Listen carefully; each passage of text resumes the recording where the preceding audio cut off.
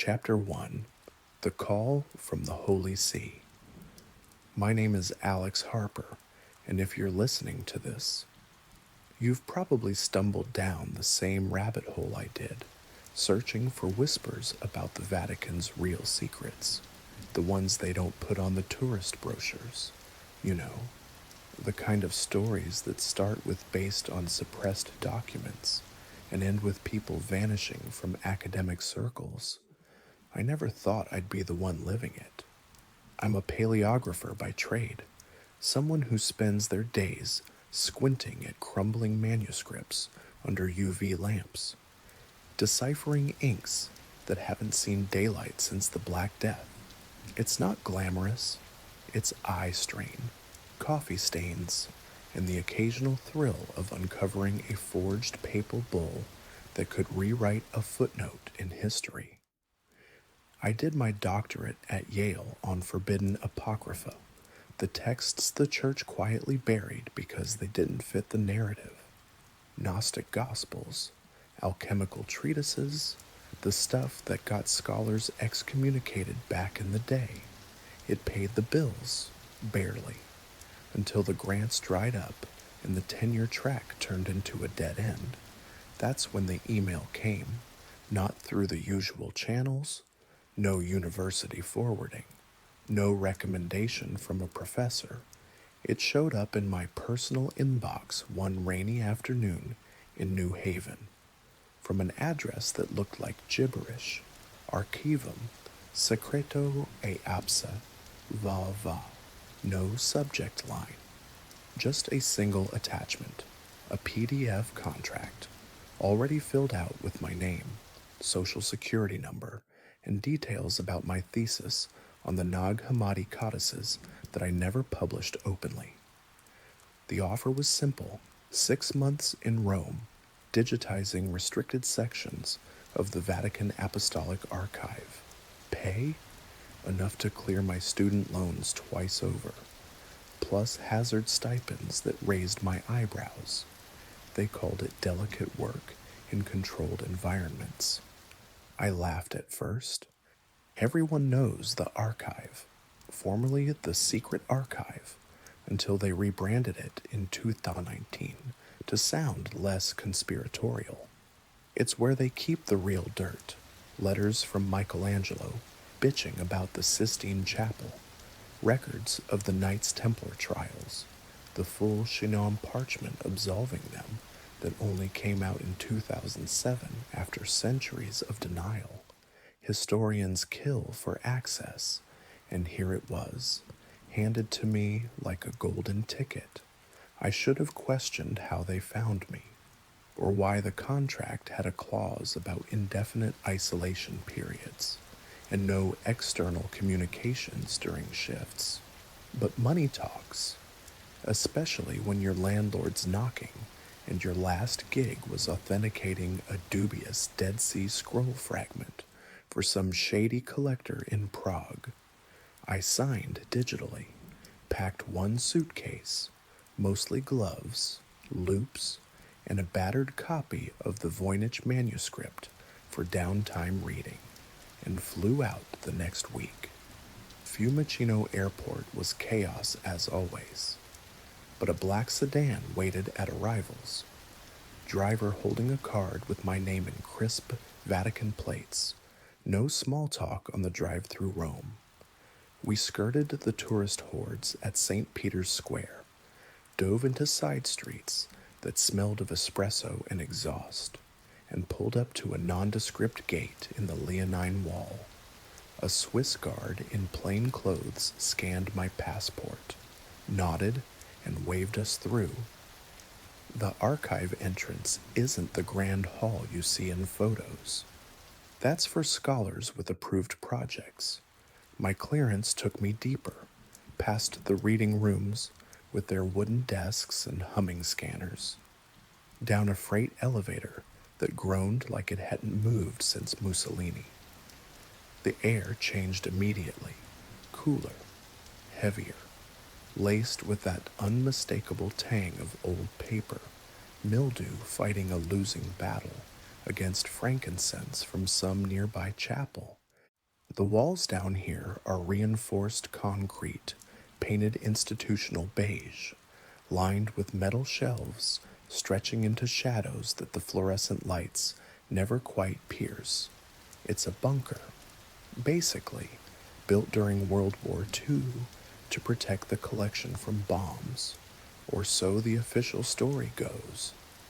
But as the elevator doors clanged open on sub-level 3, my assigned workspace, I felt the weight of it all pressing down, not just the millions of documents above, but something older.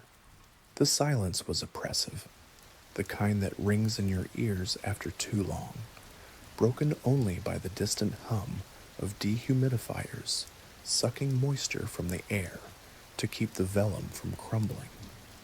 My guide was a thin priest in his 60s, Father Luciano Moretti, with wire-rimmed glasses and a cassock that looked starched within an inch of its life. He had that Roman accent, clipped, efficient, with a hint of amusement like he knew secrets that would curl your hair. Benvenuto, Dottore Harper, he said, shaking my hand with a grip stronger than expected. We are grateful for your unique expertise. He didn't elaborate on what made it unique. Instead, he led me through corridors where the temperature dropped another degree with every turn. Motion sensor lights flickered on ahead of us, revealing row after row of acid-free boxes, sealed cabinets with biometric locks, and the occasional glass case holding a single illuminated manuscript under nitrogen. The smell grew thicker, dusty parchment mixed with beeswax from ancient seals, undercut by that perpetual incense that seemed to seep from the very stones. Your station, Luciano said, gesturing to a corner alcove equipped with a high-res scanner, a MacBook Pro chained to the desk, and nitrile gloves in every size. You will work alone on the night shift, midnight to dawn, fewer disturbances. The restricted codices arrive via pneumatic tube from the vaults below. Below? I thought sub-level 3 was as low as it got. He smiled faintly. The archive goes deeper than most realize. Much deeper. He handed me a keycard, black, no markings, and a thin folder. Orientation materials. Read carefully. Questions? Save them for morning briefings. Then he was gone, footsteps echoing away until the silence swallowed them whole. That first night, I suited up, gloves, mask, the works, and waited for the first delivery. The pneumatic tube whooshed like a ghost exhaling, spitting out a protective case containing a 14th century psalter from Avignon. Routine stuff. Photograph each folio. Enhance faded inks with multispectral imaging. Upload to their secure server. The work was meditative, almost peaceful.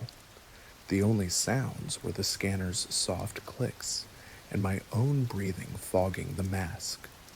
Hours blurred. I took a break around 3 a.m., stretching in the dim light, wandering just far enough to peek into an adjacent storage bay. Shelves towered to the ceiling, labeled in Latin, Acta Sanctorum, Processus Inquisitionis, Libri Prohibiti, Forbidden Books. My pulse quickened. That's where the real treasures hid. Texts from the Index Librorum Prohibitorum, abolished in 1966, but still locked away. One shelf caught my eye because it was slightly askew, a single volume protruding like it had been hastily replaced. Curiosity got me. Paleographers are worse than cats. I pulled it out gently, a nondescript 12th century binding, leather, over wooden boards, no title on the spine, not on any digital inventory I'd been given access to. Odd, I carried it back to my desk, intending to log it as an anomaly under the lamp. The cover was unremarkable, blind stamped with a simple chiro symbol, but when I opened it, the pages felt wrong, thicker than vellum should be, almost oily. The text was a mishmash, Latin prayers interspersed with marginalia, in a script I didn't recognize at first glance. Coptic? No. Something older. I flipped carefully, the scent rising sharper now. Mildew. Yes, but something metallic beneath, like old blood baked into the fibers. Halfway through, a loose sheet slipped out, parchment folded small, edges frayed as if torn from a larger book. I unfolded it under the magnifier. Handwritten in red ink that hadn't faded like the rest. A list in elegant medieval Latin, regula prima, numquam lex allowed ex codice nigro, regula secunda, ignora pueros cantantes sub pavimento, regula tertia, noli sequi cardinalem in rubro post mediam noctem, regula quarta, chronovisor activatur, claud oculos, regula quinta, numquam aper portam feream signatam, el ixed nojutsuit, regula sexta, cum specula sanguinant, frange omnia, regula septim, si audis pontificem orantem in linguis, fuge. 7 rules, no explanation, no signature, just that stark warning at the bottom. In a different hand, qui frangit, frangitur, he who breaks is broken. My hands went cold inside the gloves. This wasn't standard orientation. And the book, the one it came from, its pages now seemed to shift when I wasn't looking directly at them. Letters crawling like insects. I slammed it shut, heart hammering against the silence. Somewhere deeper in the stacks, a faint sound echoed, not footsteps, but a soft, childlike hum, as if someone or something was practicing a hymn in a language long dead. Chapter 2, Rule 1, never read aloud from the Black Codex. The first week blurred into a rhythm that almost felt safe. Almost. I'd arrive at 11:45 p.m., badge the black keycard against the reader, ride the freight elevator down to sub-level 3, and let the heavy doors seal behind me like a tomb lid. The air always hit the same, cold enough to raise goose flesh under the sleeves, thick with centuries of candle smoke trapped in stone. I'd brew terrible instant coffee in the alcove's hot pot, pull on fresh nitrile gloves, and wait for the pneumatic tube to hiss like an old man clearing his throat. Then the real silence began. No footsteps overhead, no voices, just the low mechanical heartbeat of the dehumidifiers and the occasional drip somewhere far off that I told myself was condensation. Father Luciano became the only living variable. He showed up most nights around 2 a.m., gliding in without a sound, cassock brushing the marble like wings. He was maybe 65, Roman to the bone, with silver hair slicked back and eyes the color of wet ash behind those wire-rimmed glasses. He never knocked. He simply appeared at the edge of the lamplight, holding 2 espresso cups, the size of thimbles, and a conspiratorial smile. "Buonasera, Dottore Harper," he'd whisper, as if the walls themselves were eavesdropping. Still wrestling with the devils in the margins, I liked him immediately, which should have been my first warning. Luciano quoted scripture the way sailors swear, fluently, colorfully, and often inappropriately. He'd lean over my shoulder while I imaged a page, point at some 9th century gloss, and mutter, "Ah, yes, Proverbs 25 in Tux, it is the glory of God to conceal a matter." These old monks took that a little too literally. No? Then he'd laugh, a dry, papery sound that echoed too long. He was the one who finally explained why the job paid hazard money. Not in writing, nothing here was ever in writing, but over espresso one dawn as the overhead fluorescents flickered like they were tired of holding back the dark. Many of these volumes, he said, tapping the sealed case in front of me, were condemned by the Index Librorum Prohibitorum. You know the Index, yes? Established 1559, abolished only in 1966 after 400 years of scaring the faithful straight. Some books were merely dangerous. Others breathed some. He said that last word so softly, I wasn't sure I heard it right. The case that night contained Codex Vaticanus B13. Officially, it didn't exist. The online catalog skipped from B12, a boring 14th century missal, straight to B14, a Copernicus letter everyone already knew about. But there it was, bound in blackened goatskin that looked wet even when dry. The boards warped like they'd been pulled from water. The clasp was a twisted iron serpent devouring its own tail, Ouroboros, Gnostic symbol of eternity, the kind of thing the early church fathers called the mark of the beast's librarian. I opened it under the UV lamp and felt the temperature drop another 2 degrees, sharp enough that my breath fogged. The text was Coptic with heavy Greek overlays, a suppressed gospel attributed to Thomas the Contender, twin brother of Jesus. If you believe the Nag Hammadi crowd, historians still argue whether the twin thing is metaphor or something the church buried for obvious theological reasons. The pages were thin as onion skin, inked in a carbon black that drank the light. Marginalia crawled everywhere, tiny crosses inverted, eyes drawn inside triangles, phrases in a cipher I half recognized from my doctoral black market days. I started imaging folio by folio. The work was slow, hypnotic.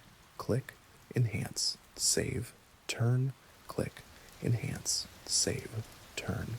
Around 3:17 a.m. I hit a page that made my stomach lurch.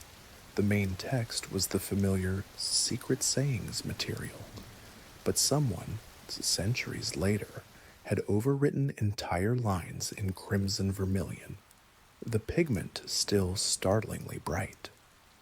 The overwriting formed a single Latin sentence, repeated like a mantra. Non est verum quod dicitur hits. It is not true what is said here.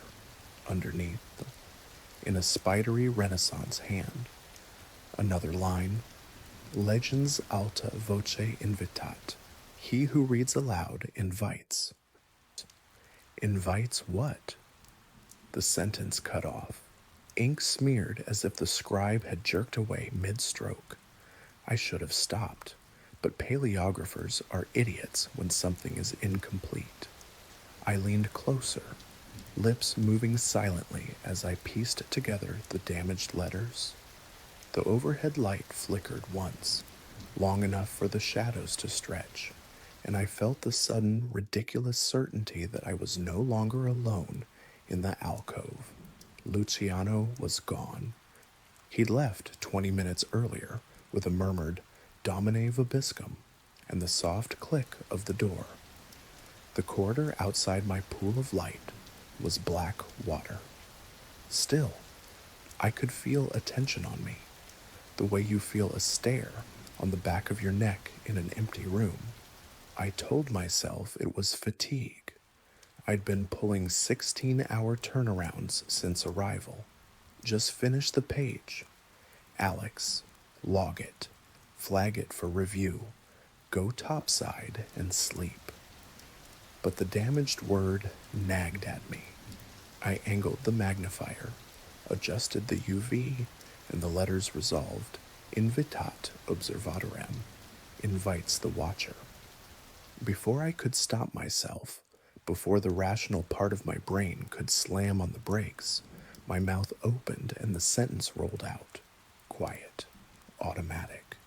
The way you sometimes say a phone number aloud to remember it. Legens alta voce invitat observatorem. The moment the last syllable left my tongue, the air changed. Not dramatically. No howling wind. No slamming doors. Just a sudden pressure, like the floor had dropped half an inch and my inner ears hadn't caught up. The dehumidifiers cut out mid-cycle. Silence rushed in, so complete I heard my pulse in my teeth. Then came the whispers. They started directly behind me, soft, overlapping, too indistinct for words but unmistakably human, Latin, I thought. Though I couldn't catch a phrase, the voices were male and female, young and old, layered like a badly tuned choir. I spun around so fast the desk lamp wobbled, throwing shadows that reared up the walls like startled animals. Nothing. Empty corridor stretching both ways, motion sensor lights asleep. My own reflection in the black glass of a display case looked pale and ridiculous, mouth hanging open. I laughed, one sharp, embarrassed bark, and turned back to the codex. The crimson overwriting had bled, not metaphorically. The vermilion pigment had spread outward in thin capillaries, forming a perfect circle around the sentence I'd spoken. Fresh, wet. The metallic smell hit me then, hot copper pennies and old communion wine. The whispers moved. They were no longer behind me. They were inside the room, inside the walls, coming from everywhere and nowhere. Closer now. I caught fragments, peccator, audivit, ostende a. I slammed the codex shut. The clasp snapped like teeth. The whispers stopped as abruptly as a radio switched off. My hands shook so badly I nearly dropped the case into the return tube. I stood there, chest heaving, waiting for Luciano to come running, for alarms, for anything. Nothing happened. The dehumidifiers hummed back to life. The overhead lights steadied. Even the wet circle on the page had dried to a faint, rust-colored ring, as if it had always been there. I finished the shift on autopilot, imaging the remaining folios without turning another page manually.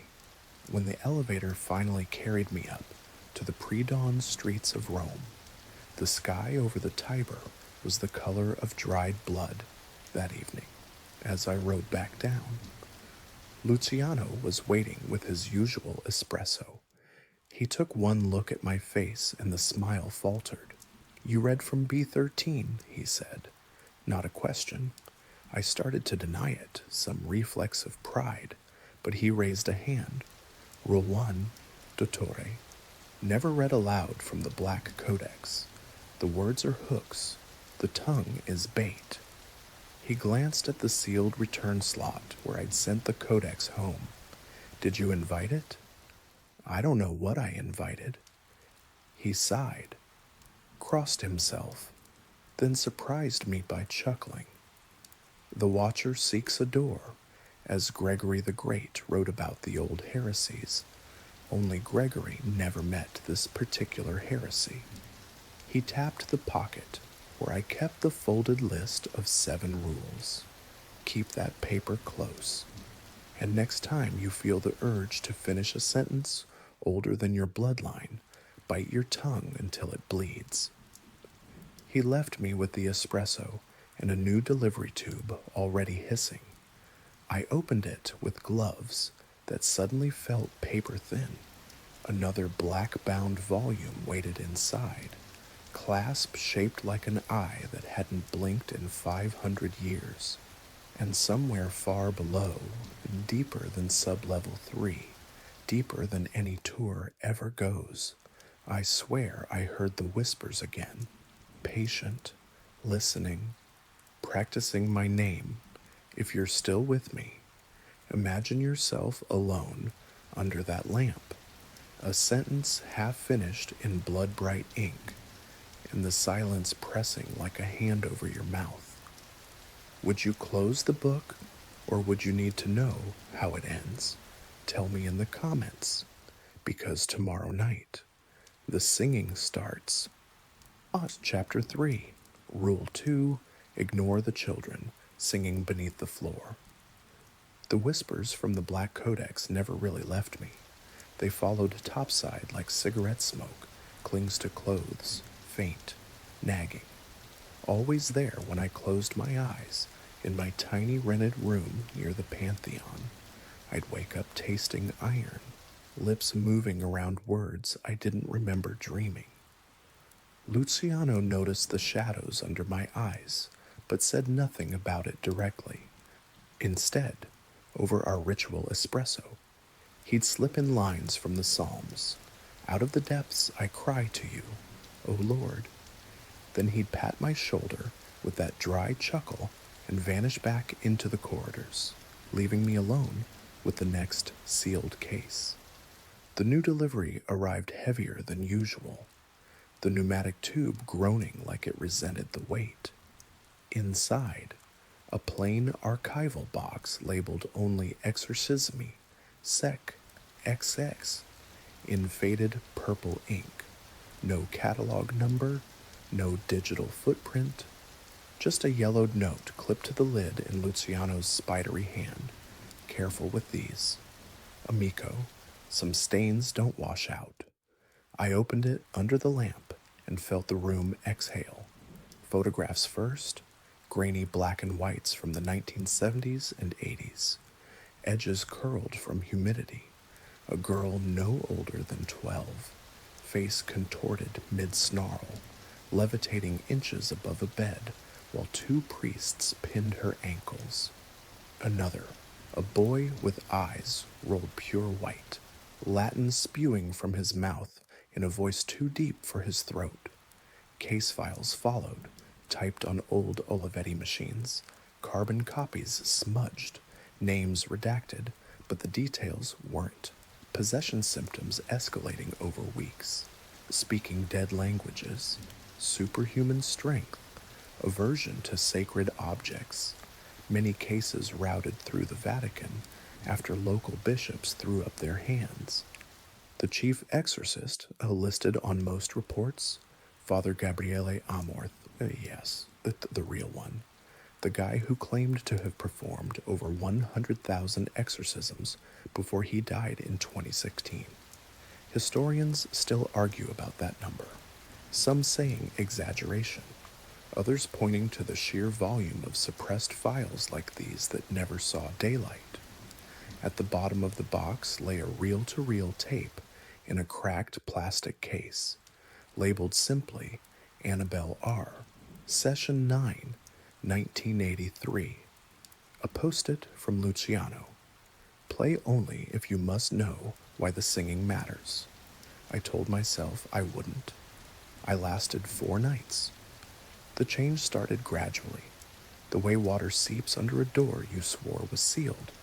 It was always around the deadest hour, 3:33 a.m., when even the dehumidifiers seemed to hold their breath. A faint melody drifting up through the vents, or maybe the floor itself, children's voices, high and crystalline, singing Latin hymns I'd known since childhood mass. Salve Regina first, then Ave Maria, but slower, dragged out like they were underwater. The kind of harmony that should feel innocent, but instead clawed at something primal in my gut. At first, I rationalized. Acoustics. These levels were built over ancient catacombs, Roman necropolis stuff, early Christian burial sites, sealed when the Vatican expanded. echoes from some late-night choir practice topside, maybe pipes carrying sound weirdly. But the singing never came from above. It rose from below, through solid marble that hadn't been breached since the war. Luciano caught me listening one night, ear pressed to the floor like an idiot. He materialized from the shadows, holding not espresso but a small beeswax candle, unlit. Rule 2, he said quietly. Ignore the children singing beneath the floor. I thought it was imagination, like the whispers. He shook his head. The whispers were invitation. The singing is bait. He lit the candle with a Zippo engraved with a Chiro, the flame guttering blue. These little ones, they never grew up. Possession took them young. Amorth's files, the real ones, tell what happened after the rites failed. Bodies buried in secret, souls bound to the ground they defiled. The church called it mercy, containment. His voice dropped. They sing to be let out, or to pull others in. He left me the candle and a warning: if the song changes key, don't answer, don't ever answer. But the singing evolved. It started matching my shifts, beginning exactly when I sat at the desk, fading when I stood to stretch, personal. One night it shifted from Salvo Regina to a lullaby I hadn't heard since my grandmother died, Rockabye Baby, but with Latin words grafted on: twisted, dormi, fili, dormi, veni ad nos, sleep, child, sleep, come to us. I lasted another week before I snapped. It was a night when the power flickered, brownout from a storm raging topside that I couldn't hear down here. The fluorescence dimmed to a sickly yellow, and the singing swelled, closer than ever. Dozens of voices now, layered in perfect canon, but underneath ran a wet undertone, like throats full of gravel. They were directly beneath my alcove, directly under the marble tiles that should have been solid. I grabbed the heavy maglite from the emergency kit, more club than flashlight, and started prying at the floor. The tiles were old travertine, grouted deep, but one section near the pneumatic tube had hairline cracks I'd noticed days ago. Sweat stung my eyes as I worked the chisel end, muscles burning. The singing rose to meet me, joyful now, anticipating. The tile lifted with a sound like bone snapping. Cold air rushed up, rank, tomb cold, carrying the stench of turned earth and something sweeter, like rotting lilies from a funeral wreath. I shone the light down, a shaft, narrow, hand-cut, descending into blackness. The walls glistened with moisture, etched with tiny handprints, hundreds of them, climbing like ivy, child-sized, some fresh, slick with condensation that looked too viscous, too red in the beam. The singing stopped mid-note, silence so total my ears rang. Then movement. A hand shot up from the darkness, small, pale, fingers splayed, nails cracked and black with grave dirt. It slapped onto the warm marble beside my knee, leaving a perfect print that steamed in the sudden heat. Another followed.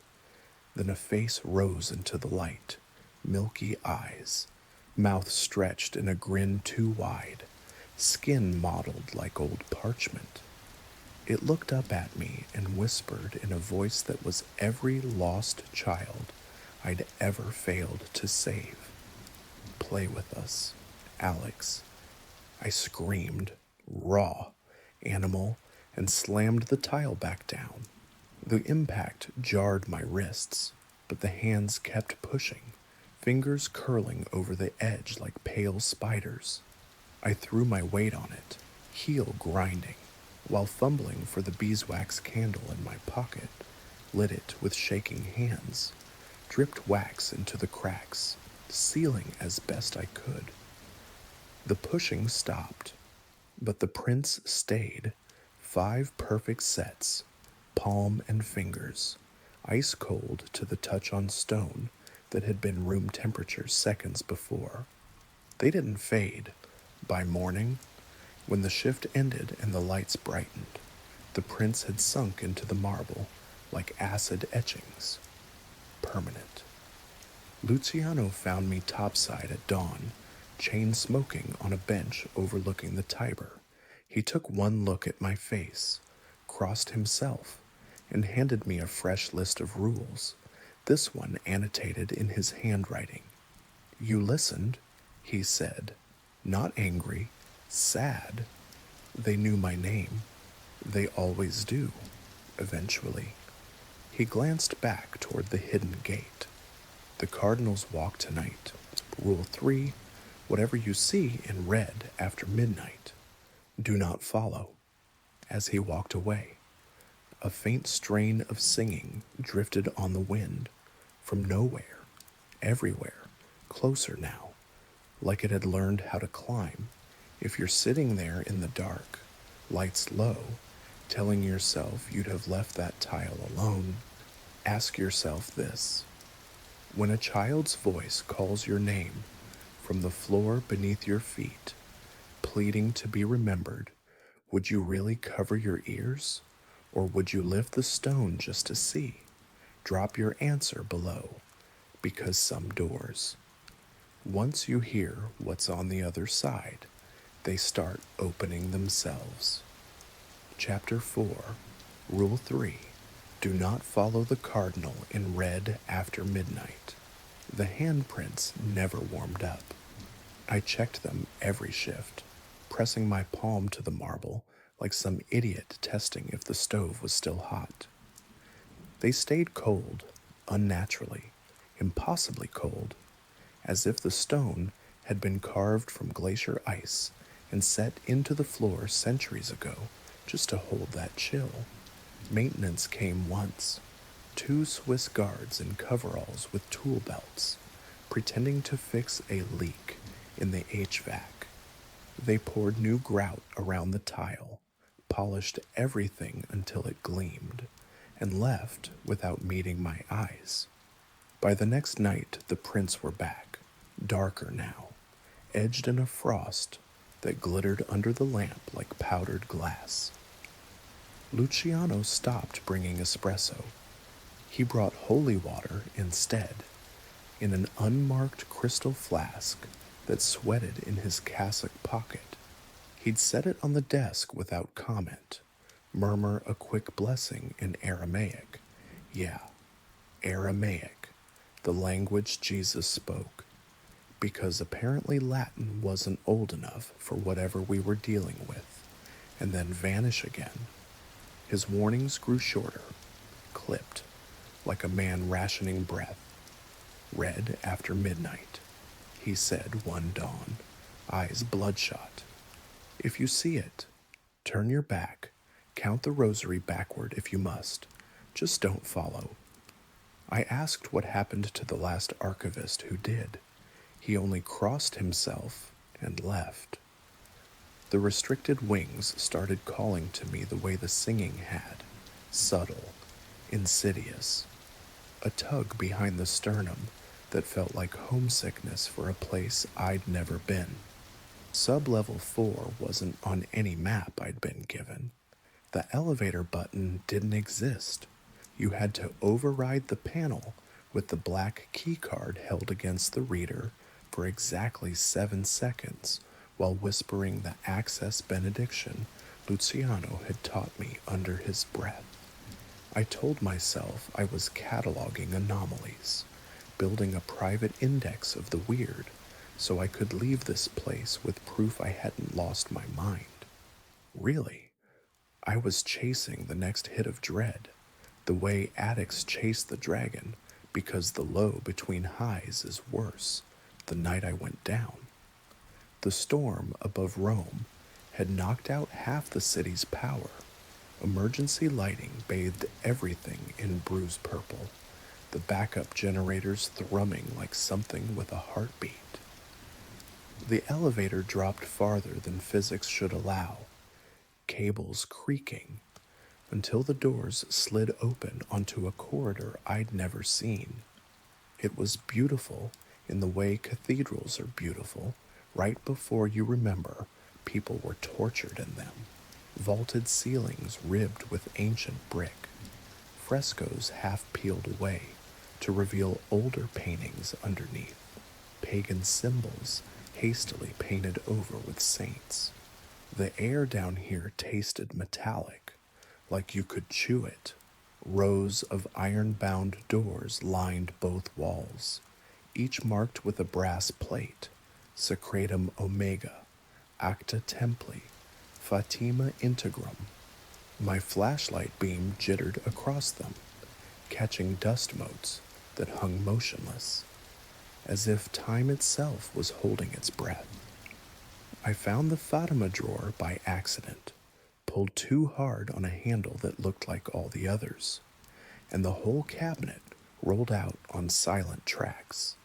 Inside, vacuum-sealed folders, each one stamped with the papal seal in red wax that had cracked like old blood. The top file was labeled simply Terza Parte Non Publicata, the unreleased third secret. Everyone knows the official story. In 1917, 3 shepherd children in Portugal saw the Virgin Mary 6 times. She showed them hell, predicted the end of World War I, the rise of Russia's errors, an assassination attempt on a pope in white.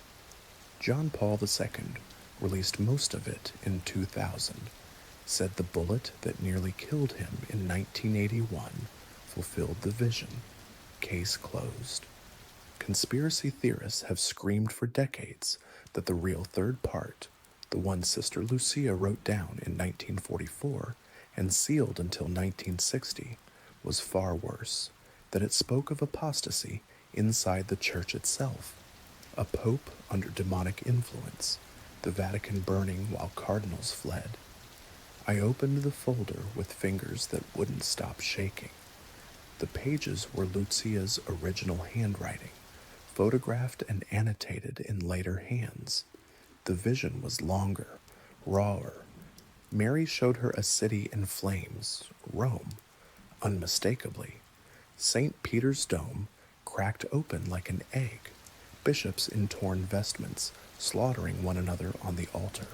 A figure in white, clearly a pope, kneeling before a blackened crucifix that wept blood upward, against gravity, and at the bottom, in Lucia's childish script, the last pope will open the door that was never meant to be opened, and the thing that waits beneath the throne will wear his face.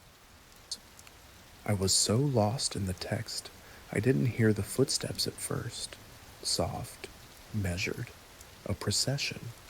I killed the flashlight and pressed back into the shadows between cabinets, heart jackhammering against ribs. The emergency lights flickered once, twice, then steadied to a dim crimson glow, as if someone had swapped the bulbs for blood. They came from the far end of the corridor, cardinals, a dozen, maybe more, gliding in perfect silence. Their vestments were scarlet-watered silk, the exact shade called cardinal red, because legend says it's meant to remind them they must be ready to spill their own blood for the faith. These robes were soaked through, dark and wet, dripping as they moved. No footfalls, no breathing, just the wet rustle of fabric and the faint metallic scent of a slaughterhouse. Their faces, God, their faces. Some I recognized from history books, Borgia popes with poisoned rings, Renaissance princes of the church who commissioned Michelangelo by day and ordered assassinations by night. Others were modern, cardinals who died suspiciously in the last 50 years. Plane crashes officially ruled accidents. Heart attacks at convenient moments. They processed two by two, eyes milk white, mouths open in silent chanting. In their hands, they carried something long and wrapped in burial cloth, rocking gently as they walked, leaving a trail of dark droplets that hissed where they hit the floor. I should have stayed hidden. I should have counted backward from 100, or prayed, or jammed my fingers in my ears until they passed. But one of them, the last in line, turned his head, slowly, deliberately, like he'd felt my stare the entire time. It was Cardinal Giuseppe Siri, died 1989, the man some traditionalists still claim was elected Pope in 1958 and forced to abdicate under mysterious pressure. His eyes locked on mine across 30 feet of shadowed corridor, where pupils should have been. There were only voids, swirling like oil on water. His mouth stretched wider than bone should allow, revealing teeth filed to points centuries ago. He smiled. Then he raised one gloved hand, skinny, liver spotted, the cardinal's ring still gleaming, and beckoned. Come. The procession didn't stop. They flowed onward, around a corner that shouldn't exist, carrying their burden deeper into the dark. But Siri lingered, finger curling in that universal gesture. Follow me, child. There's something you need to see. My legs moved before my brain caught up. One step, two, the rational part of me screaming to stop, to run, to smash the elevator button until my fists bled. But the pull was magnetic. A hook behind the sternum reeling me in. The air grew warmer with every footfall, thick as syrup, tasting of incense and scorched flesh. I rounded the corner. They were gone. Only a single drop of blood remained, perfectly round on the marble, quivering like it was alive. I crouched, reached out, couldn't stop myself, and touched it. The moment skin met liquid, the corridor exploded with sound, chanting, hundreds of voices in archaic Latin, rising and falling like surf. The walls bled, actual rivulets of crimson seeping from the mortar, running upward, defying gravity just like in Lucia's vision. Siri's face appeared in every droplet, multiplying, whispering my name in a voice that came from inside my skull. You were chosen, Alex. The door remembers your bloodline. Come closer. I jerked back, wiping my hand on my shirt, but the blood had already soaked in, skin stained, veins beneath turning black and spreading like spilled ink. Pain lanced up my arm, white hot, and for one terrifying second, I felt something ancient uncoil in my chest, tasting the air through my lungs. Then the emergency lights snapped to full white, blinding when my vision cleared. The corridor was empty, clean, no blood, no cardinals, only the faint echo of wet footsteps retreating farther than architecture allowed. I ran, smashed the elevator call button until it cracked. The ride up took an eternity, every floor indicator flickering like a dying heartbeat. When the doors finally opened on sublevel 3, Luciano was waiting, face ashen, rosary wrapped so tight around his fist the beads had cut skin. You followed, he said. It wasn't a question. How did you... Your eyes. He grabbed my chin, forced me to meet his gaze. My reflection in his glasses showed pupils blown wide, irises flecked with red. Rule 4. Alex, the chronovisor is waking, and it's hungry for witnesses. He dragged me toward the alcove, muttering Latin exorcism lines under his breath. but over his shoulder I saw it. One last glimpse down the open elevator shaft. Siri stood on the cables far below, looking up, smiling, waiting. If you're watching this at 3 a.m., Ghost lights off. Telling yourself you'd never follow a dead man in red. Ask yourself honestly, when something wearing the face of authority beckons you toward the truth you've always chased, promising answers no one else will give, would you really turn away? Type "I'd follow" or "I'd run" in the comments, because some invitations only come once, and the clock just struck midnight.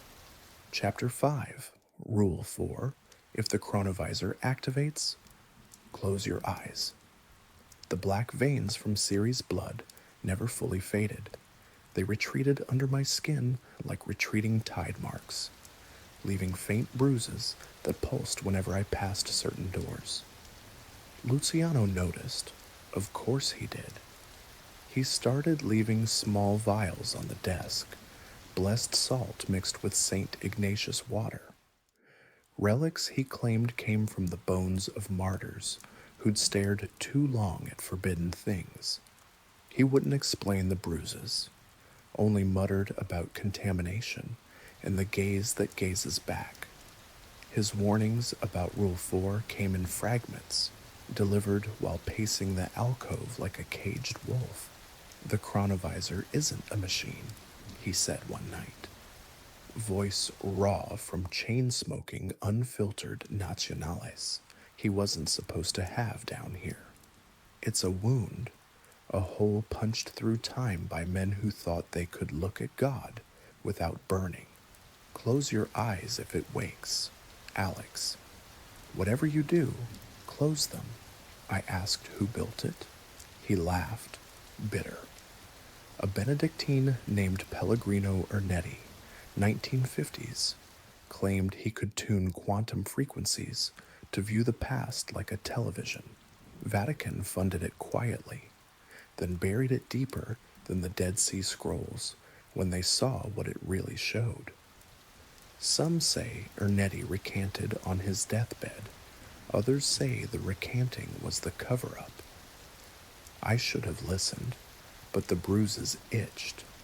The whispers from the Black Codex had evolved into full sentences in my dreams, Latin, Aramaic, sometimes English with an accent I couldn't place. They all led to the same door on sub-level 5, a level that officially didn't exist. The elevator wouldn't go there without a second keycard, Luciano's, blood-red plastic with a tiny engraved eye on the back. I stole it the night he fell asleep in the alcove chair. Exhausted from minor exorcism rites he performed over my stained hand. Guilt lasted exactly 30 seconds. Curiosity was stronger. The ride down felt eternal. The elevator groaned like it was being dragged into the earth by chains. When the doors opened, the air was wrong, thick, electric, tasting of ozone and old blood. No marble here, raw tufa stone. Etruscan-era tunnels the Vatican was built atop. Walls scarred with early Christian fish symbols, hastily chiseled over older, stranger markings, spirals that hurt to follow with your eyes. At the center of the chamber stood the device. It wasn't impressive at first glance. A brass contraption the size of a confessional booth. All gears and vacuum tubes glowing faint green. Wires wrapped in faded silk the color of dried roses. A viewing screen like an old cathode ray television, cracked across one corner. Dials labeled in Latin, Tempus, Lumen, Veritas. A wooden chair bolted to the floor in front. Restraints dangling loose. Leather cracked, stained dark from generations of use. Around it, the floor was etched with a perfect circle of salt and iron filings, broken in one place like someone had stepped through in a hurry. I knew what it was the moment I saw it. The legendary chronovisor, whispered about in fringe Catholic forums and conspiracy podcasts. Dismissed as hoax by the Vatican in 1994, yet here it sat, humming softly like a beehive behind glass. I told myself I'd just look, take photos, prove I wasn't going mad. I sat in the chair.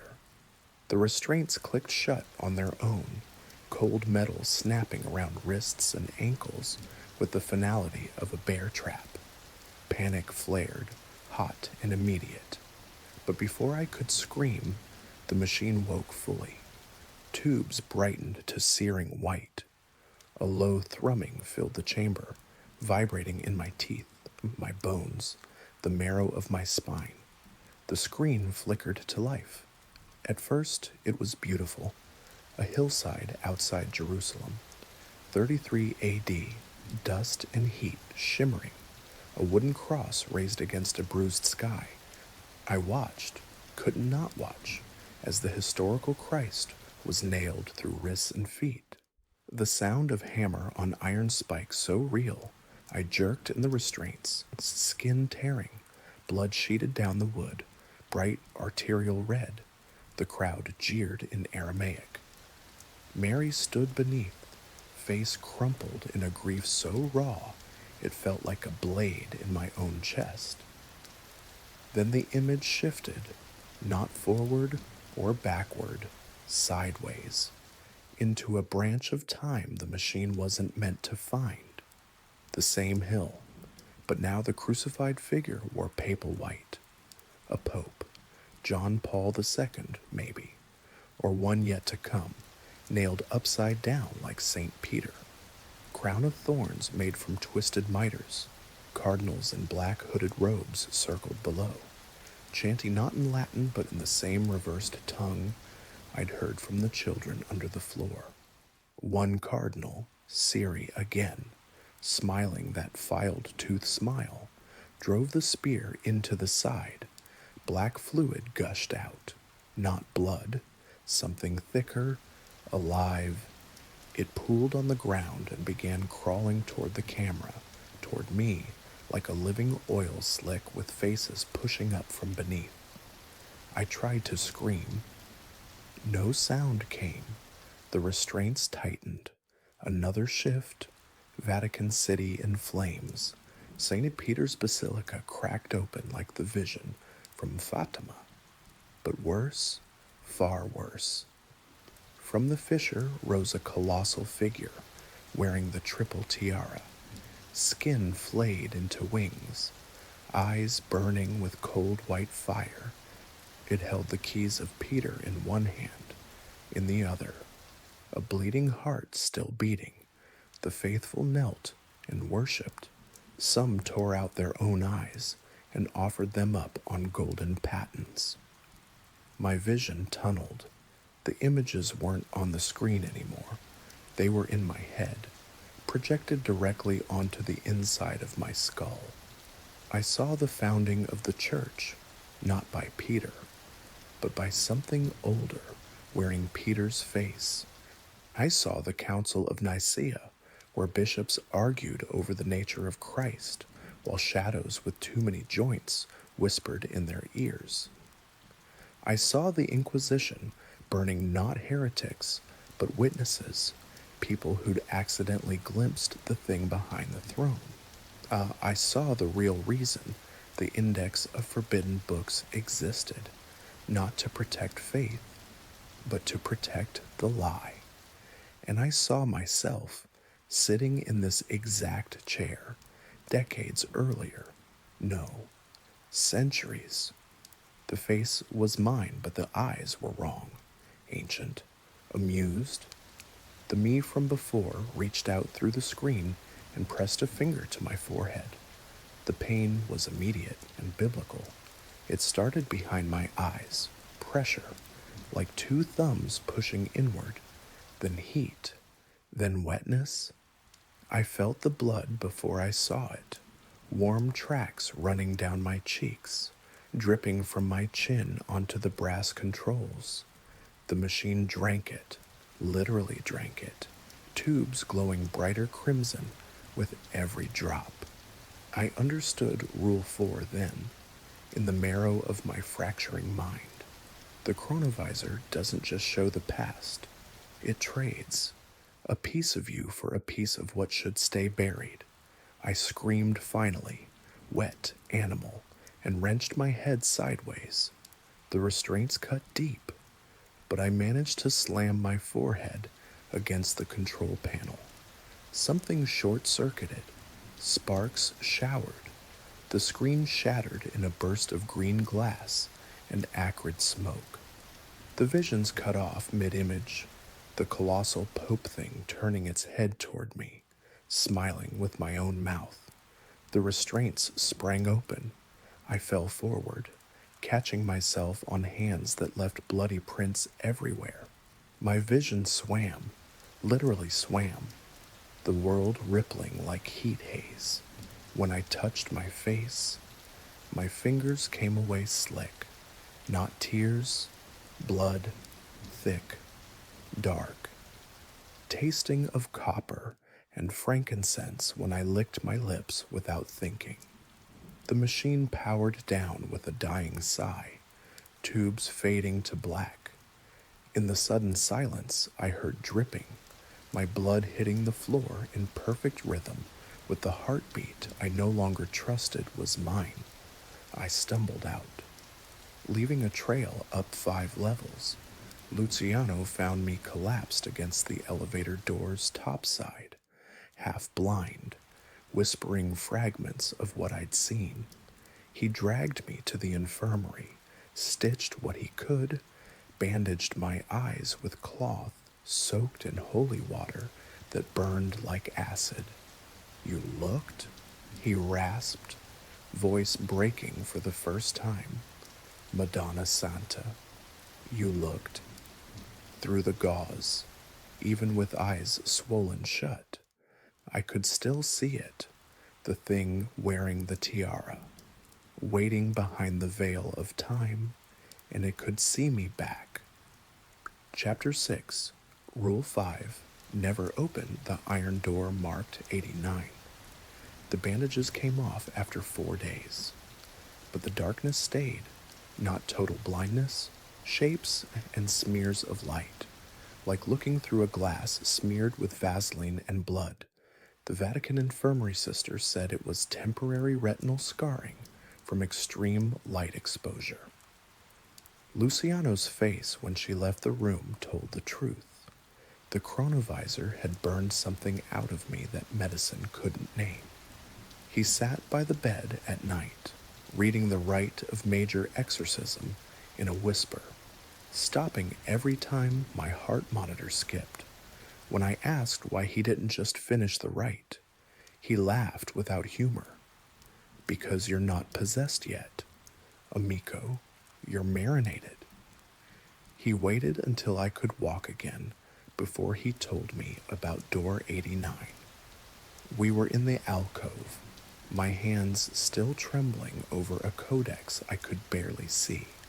Luciano slid a small iron key across the desk, old, hand-forged. The number 89 stamped into the bow with a branding iron. It landed with a clank that echoed too long. Sublevel 7, he said.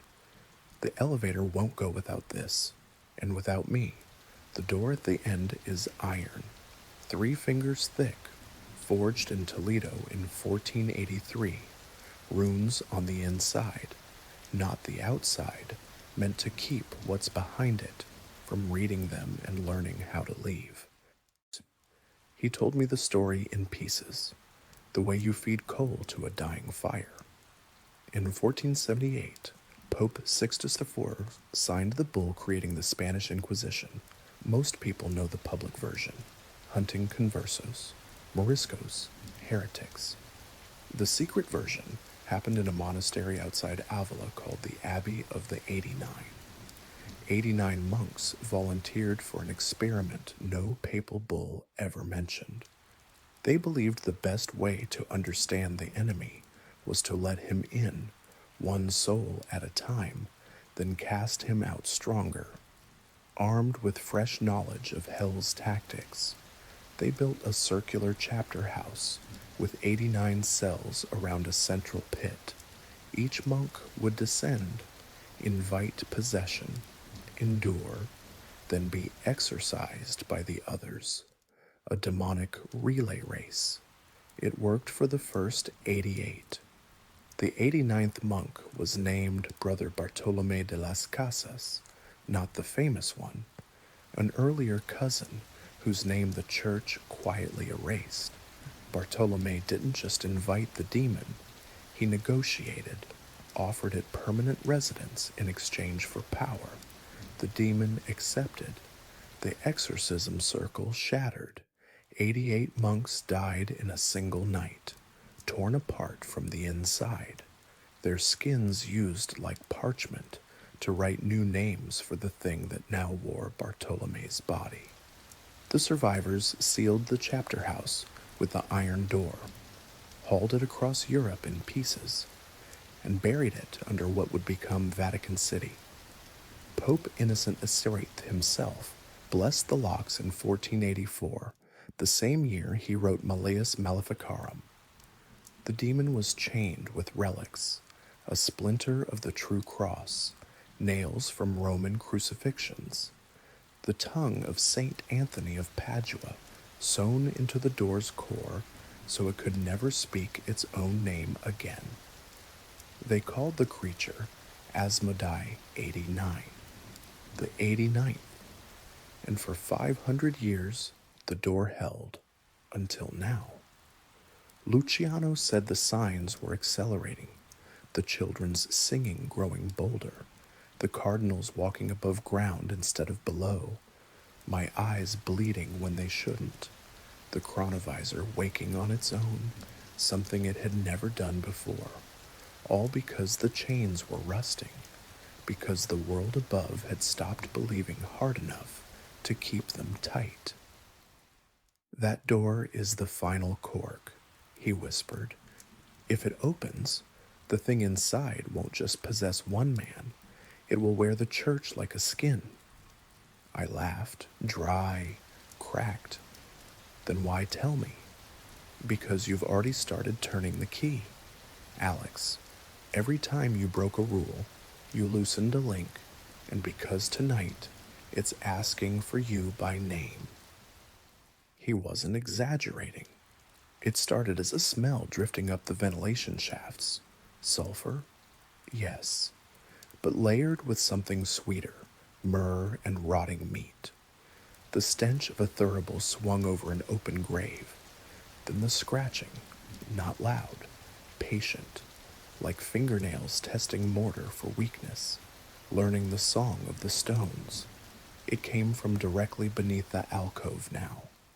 Directly beneath the spot were the children's handprints, still frosted the marble, no matter how many times they polished. Luciano heard it too.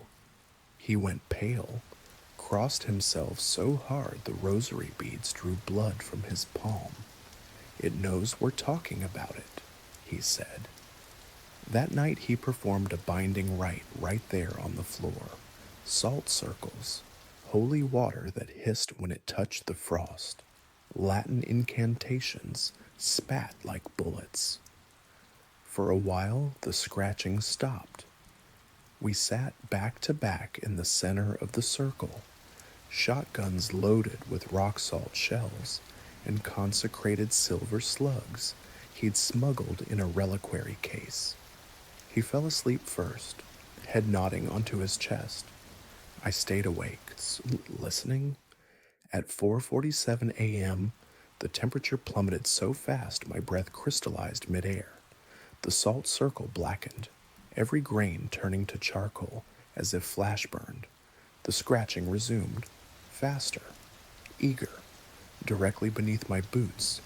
Then the voice, not through the floor, inside my skull, intimate as a lover's whisper, speaking perfect English with a Castilian accent older than nations.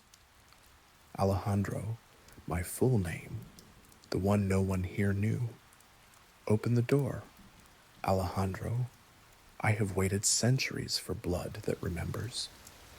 The bruises from Siri's touch ignited, black veins racing up my arms like living tattoos, spelling letters I could almost read, my right hand lifted on its own, fingers curling toward the iron key still lying on the desk. I watched, horrified, as it rose, hovering, the key turning in midair like a compass needle finding true north. Luciano woke with a gasp, saw what was happening, and lunged. He tackled me just as the key flew toward the elevator. We hit the floor hard, his rosary snapping, beads scattering like hail. The key embedded itself point first into the marble with a sound like a gunshot. The scratching stopped. For one heartbeat, silence. Then the elevator doors, at the end of the corridor, 30 meters away, began to open by themselves, slow, groaning, no cables moving, just the gap widening inch by inch, revealing a shaft that shouldn't have been dark, but was absolute black. Swallowing the emergency lights, something stepped out, tall, robed in what might once have been a monk's habit, now fused to skin like charred paper. The hood was empty, but the darkness inside had weight, texture, the suggestion of too many eyes adjusting focus, where feet should have been. Only smoke and cinders, leaving footprints that smoked. It walked toward us, no hurry, the way a landlord approaches a tenant who's late on rent. Luciano shoved me behind him, raised the consecrated shotgun with shaking hands. "Stay behind me," he hissed. "Whatever you do, don't look at its face." But I already was, because the thing wearing Brother Bartolome's body smiled with my mouth, my teeth, and when it spoke again, the voice came out of my own throat at the same time as its. "We are almost home. Alejandro, one more turn of the key." The last thing I saw clearly before the lights died was the iron key rising from the floor again, slowly, lovingly, drifting toward the creature's outstretched hand. If you're listening to this, with every light in the house blazing, telling yourself you'd take that shotgun and empty both barrels, ask yourself this. When the thing on the other side of the door already knows your name, already wears your face, and the only thing keeping it out is a 500-year-old lock that just started bleeding from the keyhole, would you shoot? Or would you open the door and finally see what's been waiting for you all along? Type your choice below, because somewhere beneath the Vatican, something just answered for me. Chapter 7, Rule 6, When the mirrors bleed, break them all. The creature from behind 89 never quite reached us that night. The lights snapped back on at the last second, harsh, fluorescent white that made the thing recoil with a hiss like steam escaping a ruptured pipe. It melted backward into the elevator shaft, hood collapsing in on itself, leaving only the stench of scorched flesh and a single charred footprint that smoked for hours. Luciano pumped both barrels of the shotgun into the closing doors anyway, rock salt and silver shredding the air. The key, the iron one marked 89, fell from mid-flight and clattered to the floor, inert again, as if nothing had happened, but something had.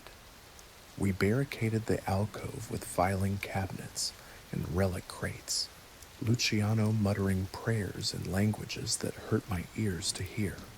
He splashed holy water in frantic crosses until the marble steamed. My possession symptoms, the black veins, the voice in my throat, receded to a dull throb, like a migraine behind the eyes. For the first time since the chronovisor, I slept, slumped against a stack of forbidden grimoires, dreaming of nothing but grateful darkness. I woke to the sound of dripping, slow, rhythmic, not water. The security mirrors, those convex ones mounted in every corner to prevent theft, the kind that distort your face into a funhouse lie, were crying. Black tears welled from the silvered glass, thick as tar, sliding down in viscous trails that left smoking scars on the frames. The smell hit next, myrrh again, but corrupted, mixed with the copper tang of fresh blood and something fungal, like mushrooms growing in a corpse's mouth.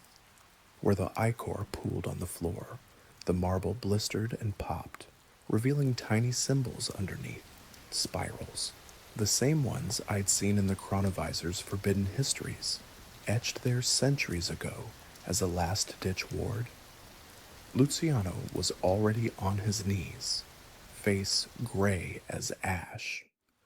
Rule 6, he rasped, voice shredded from screaming Latin all night. When the mirrors bleed, break them all before they show you what's coming. I looked up. My reflection stared back from the nearest mirror, only it wasn't me anymore.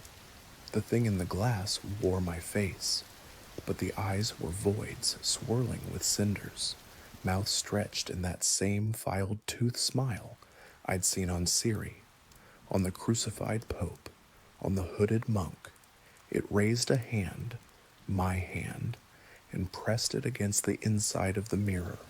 The glass bulged outward like a blister, black ichor seeping around the fingers. Then the other mirrors woke, dozens of them, lining the corridors visible through the alcove door, reflections of archivists long dead, men in Renaissance robes, women in 19th century habits, all paleographers and scribes who'd worked these levels before us. Their eyes were milk white, mouths moving in perfect sync, chanting in a language that predated Latin, predated anything human. One by one, they stepped forward inside the glass, pressing against the surface until the mirrors bowed like drums. A woman I recognized from old photographs, Sister Maria Luisa, disappeared in 1923 while cataloging demonic pacts, smiled at me with lips split to the ears. She held up a book, my own journal, the one I'd been keeping in secret, pages filled with the rules, the visions, my deteriorating handwriting, only in the mirror. The entries were different. They described what would happen next, how I'd open door 89 willingly, how I'd kneel and offer my body as the perfect vessel because the demon had promised me the one thing I'd lost forever, absolution for sins I'd never confessed aloud. The glass cracked under her palm. A single drop of ichor hit the floor and began to crawl toward my boot like a leech. Luciano grabbed a bronze candlestick, heavy, 14th century, used once to brain a possessed cardinal during the Avignon papacy, and swung it like a baseball bat. The first mirror exploded in a shower of silver shards and black spray that hissed where it landed. The reflection inside screamed, a sound like nails dragged across a chalkboard, mixed with a child's wail, and dissolved into smoke. "Break them," he roared. "All of them. It's using the mirrors as doors." We moved like madmen. I snatched a fire axe from the emergency case. Real one, not decorative, the kind kept for earthquakes, and brought it down on the next mirror. The impact jarred my bones, but the glass shattered outward, revealing not backing but depth, impossible depth. A corridor of mirrors reflecting us, smaller and smaller, until at the vanishing point stood the hooded figure from the elevator, arms spread wide. Each mirror we destroyed released something. From one poured freezing air and the sound of children laughing, the same voices from beneath the floor, but joyful now, freed. From another spilled parchment scraps covered in fresh blood, entries from archivists who'd killed themselves rather than open door 89. One mirror didn't break, it bled faster, the ichor forming words on the floor. You cannot stop what you began. Luciano dragged me toward the largest mirror at the corridor's end, the antique one rumored to have come from Borgia Apartments, silvered with alchemy rather than mercury. The reflection inside showed both of us already dead, throats torn open, eyes gouged, kneeling before the iron door while the demon stepped out wearing our combined skin. He began the rite right there, voice cracking but steady, using the Rituale Romanum of 1614, the version revised after a failed exorcism in Loudoun that killed 4 priests. Not the watered-down 1999 edition, the real one. He splashed holy water mixed with his own blood, drew a circle with blessed chalk that glowed faintly, and forced me inside it with him. In nomine Patris et Filii et Spiritus Sancti, he intoned, exorcizo te, immundissim spiritus.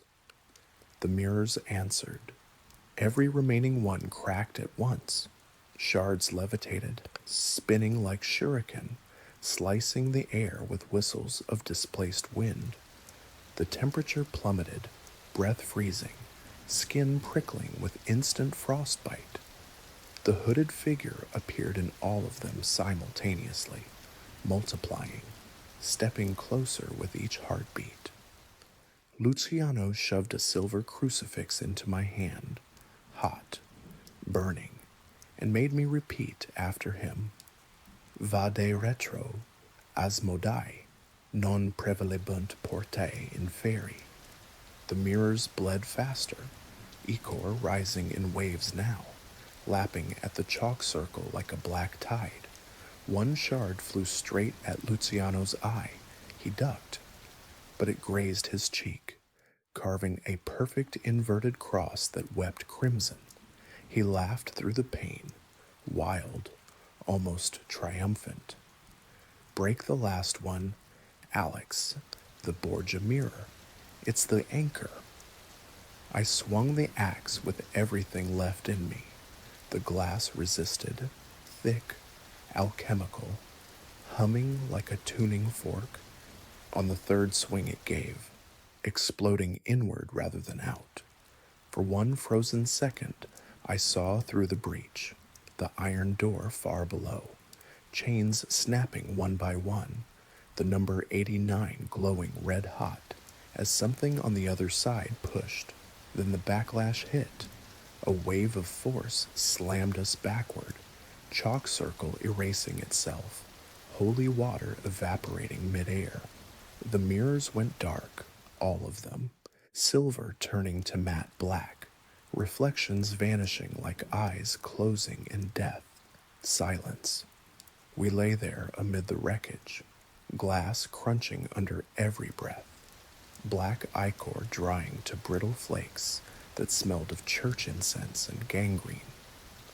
Luciano sat up first, touching the cross carved into his cheek. We bought time, he whispered, but the mirrors were just the herald. Rule 7 comes when the Pope himself speaks with the wrong tongue.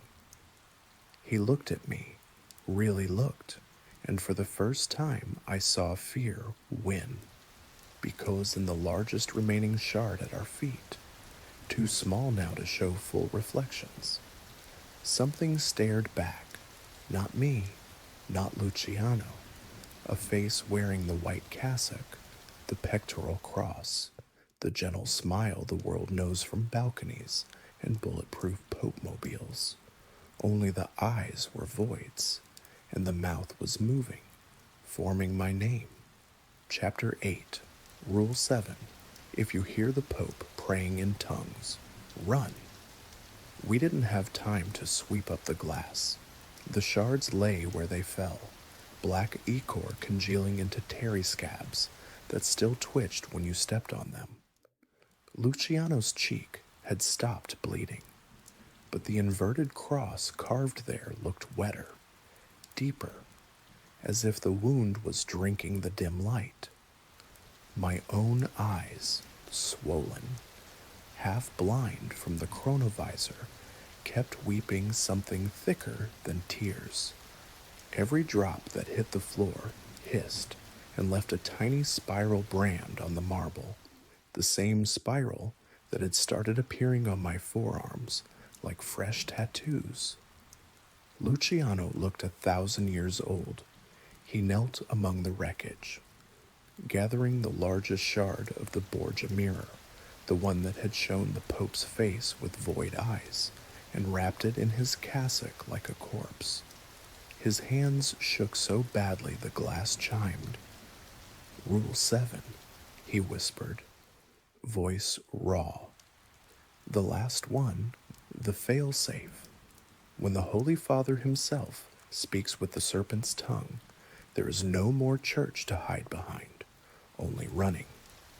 He told me the final piece on our way down, all the way down, past sub-level 7, past the iron door marked 89, whose chains now hung slack and rusted through, past corridors that hadn't been mapped since the Borgias poisoned their way to power. His words came in gasps between decades of the Rosary.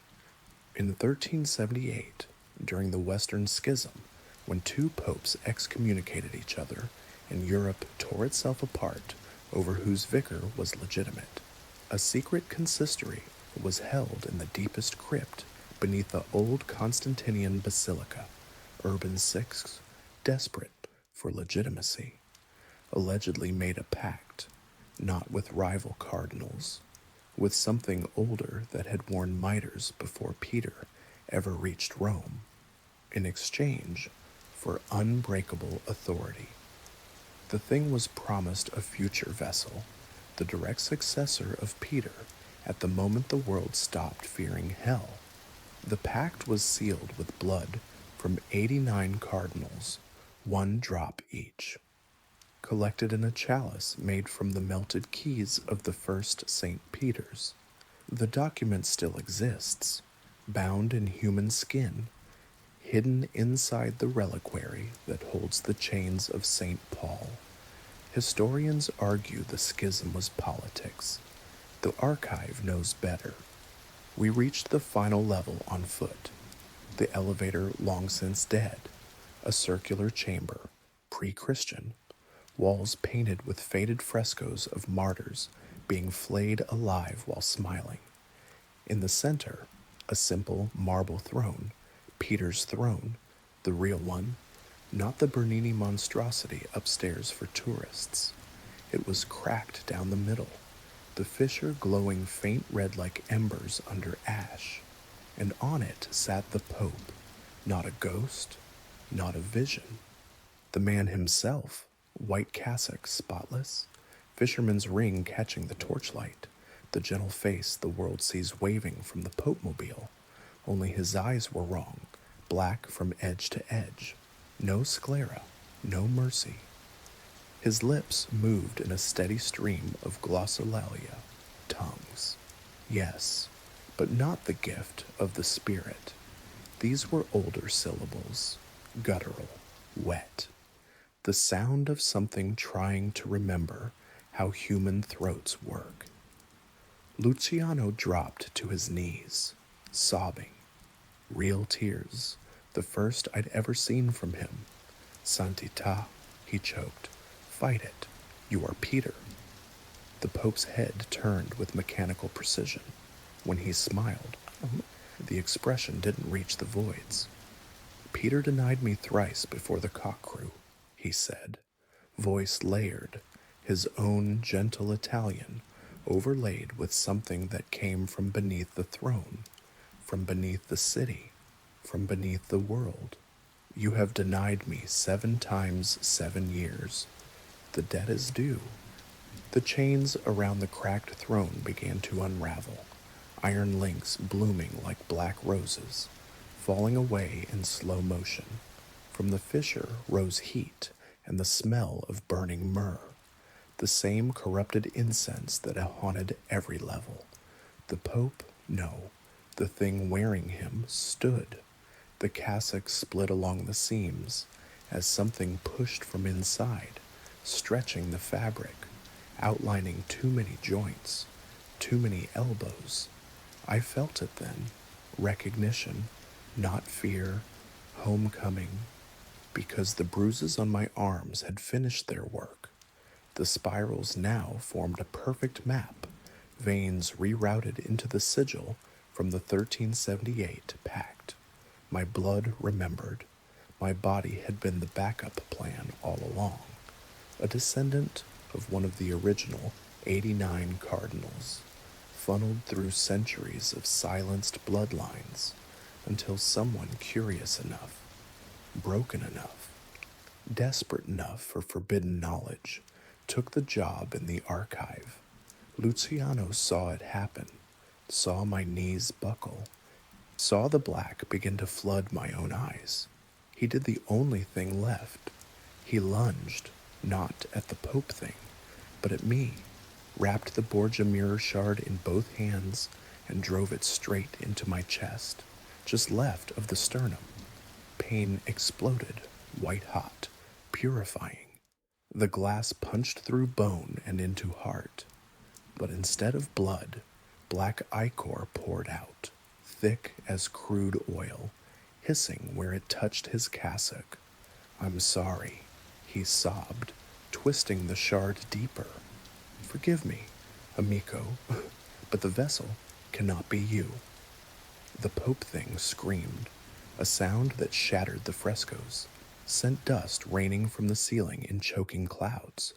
The throne split, fully open, revealing a chasm that went down forever, red light pulsing like a second sun. Hands, thousands of them, pale, child-sized, cardinal-robed, monk-burned, reached up from the abyss, grasping for purchase. Luciano shoved me backward, toward the stairwell. Run, he roared, voice breaking. The seal is breaking everywhere, not just here, everywhere the church planted its roots. Fatima was never about communists or bullets. It was about this moment. Run and tell them the third secret is happening right now. He turned to face the chasm alone, arms spread wide, the inverted cross on his cheek now glowing gold. The last thing I saw before the darkness took him was the Pope thing reaching for his throat with fingers that had too many joints. Smiling with my father's kindly smile, while Luciano began the final exorcism in a voice that cracked the world. I ran, up endless stairs, lungs burning, heart leaking black down my shirt. Behind me the Vatican trembled, subtle at first, then violent, like something enormous turning over in its sleep. I burst topside into St. Peter's Square at dawn, tourists already gathering, oblivious. The basilica bells began to ring, but the notes were wrong, reversed, descending. A funeral toll played backward. My vision cleared just enough to see the cracks racing across the obelisk, across the facade, across the dome itself, and from the papal balcony, empty. Curtains billowing, came the sound of praying in tongues, gentle, paternal, broadcast to the world on every Vatican radio frequency. I collapsed among the pilgrims as the first fissure opened in the cobblestones. A child's pale hand reaching up to grasp an old woman's ankle. The seal isn't holding. It never was. If you're watching this, wherever you are, whatever church you're sitting in, whatever news feed just glitched with a papal address that doesn't sound quite right, look out your window, check the sky over Rome, and ask yourself this. When the Vicar of Christ calls your name with love in a voice that makes your soul stand at attention, will you kneel or will you finally run? Because the third secret wasn't prophecy, it was a countdown, and it just reached 0